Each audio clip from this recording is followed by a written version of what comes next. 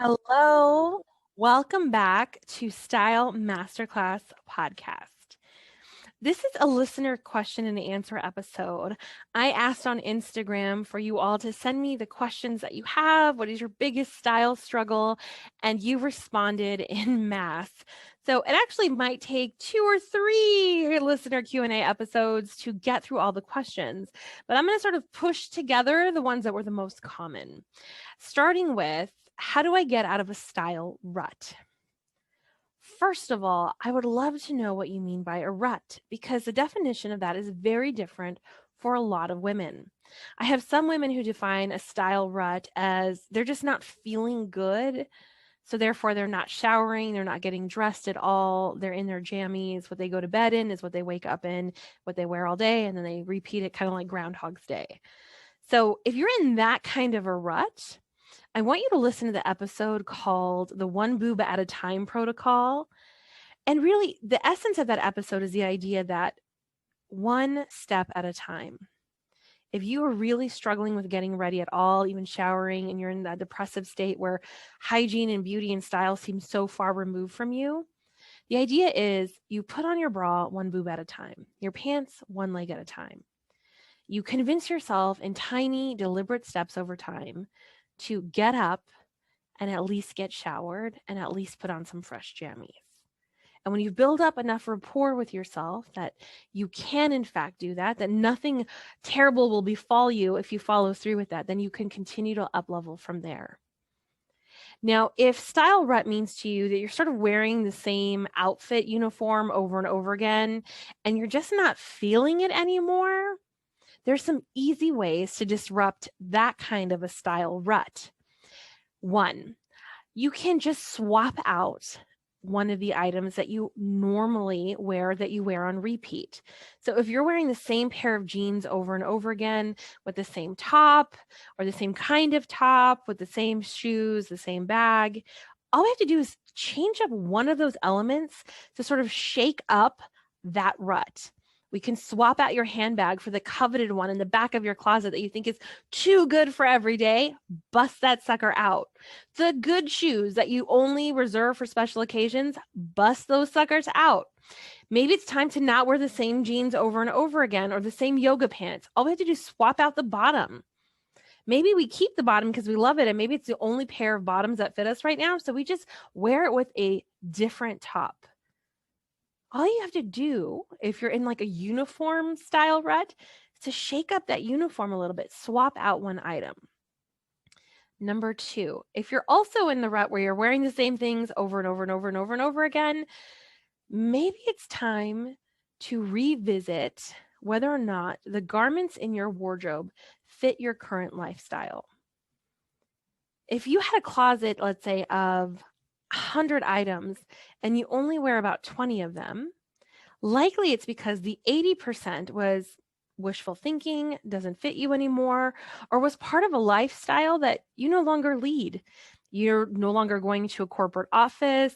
If you're mostly conducting work from home business now, if even you're still locked in and that's not even happening, like if you're going to be returning to the office, but the office dress code has changed dramatically from professional attire to business casual, whatever it may be, maybe that 80% that remains just doesn't currently fit your lifestyle. So it's time to revisit what your current lifestyle needs are, where you're working or if you're retired, whether you're caring for kids or if you're an empty nester now, whether you're going to be a ladypreneur, whether you're going to be zooming it up and now we need to address the top half Zoom attire. Like, what is your lifestyle needs?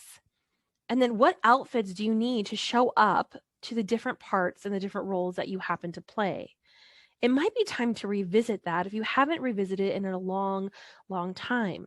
If you're only wearing about 20% or even less of your current wardrobe, it might be time to revisit what that 80% was for, and maybe those clothes have served their purpose.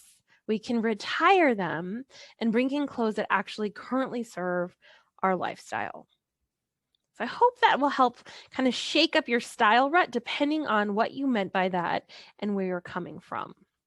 I got variations of that question. So that should cover a lot of different bases.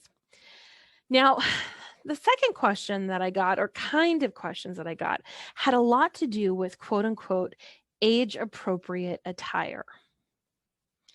And you may or may not know, maybe you're new to me, I don't believe in what I call bullshit fashion rules.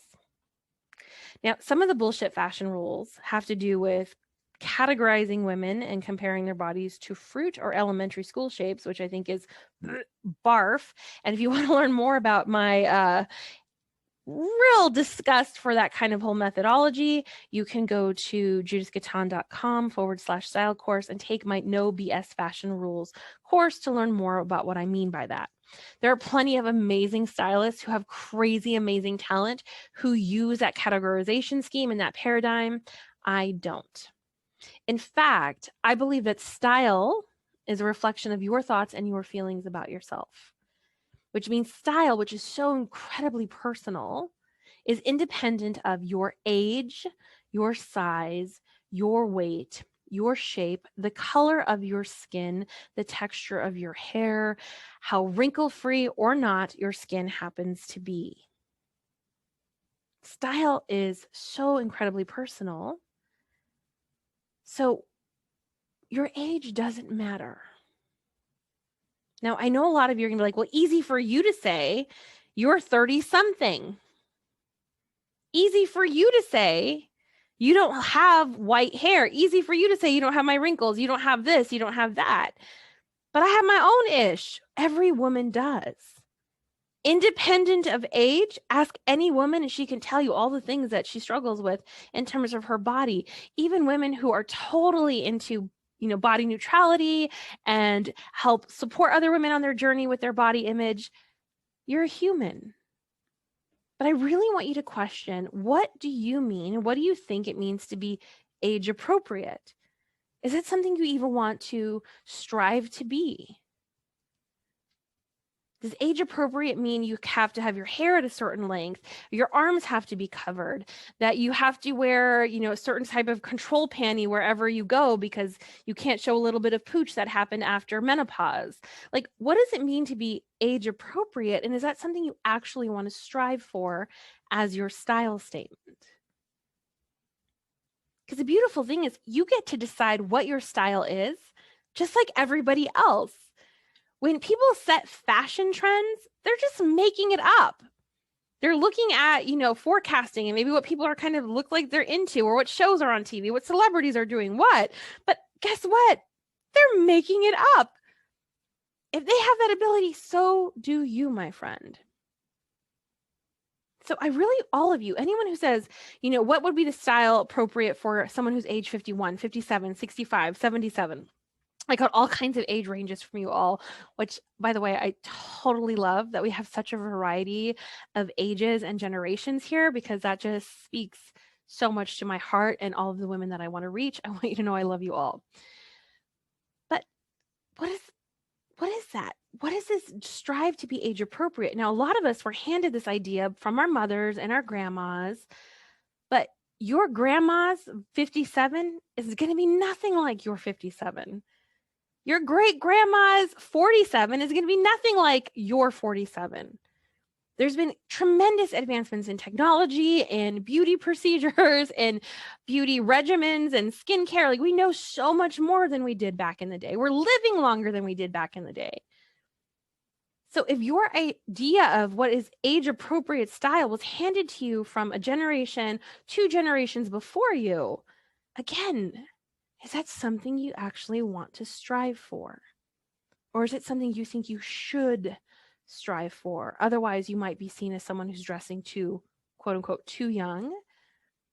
Who does she think she is? What is she wearing? Blah, blah, blah. Here's the thing.